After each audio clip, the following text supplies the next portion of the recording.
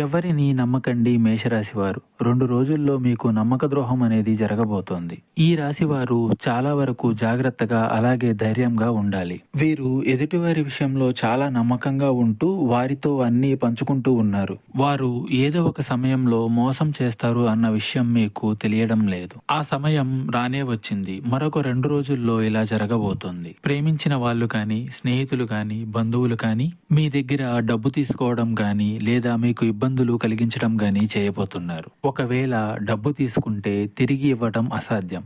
అవమానాలు కనిపిస్తున్నాయి. మీ సీక్రెట్స్ అనేవి బయటికి చెప్పడం, అలాగే మిమ్మల్ని ప్రేమించిన వాళ్ళు కూడా మిమ్మల్ని వదిలిపెట్టి దూరం వెళ్ళిపోతారు. ఏదైనా మీరు చేయాలనుకున్న మీ సలహా సూచనలు మీకు అస్సలు పనికిరావు.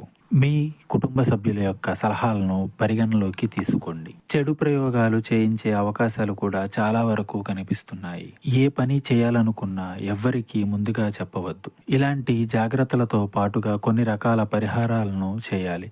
మీరు ప్రేమించిన వారు దూరంగా ఉన్నారా?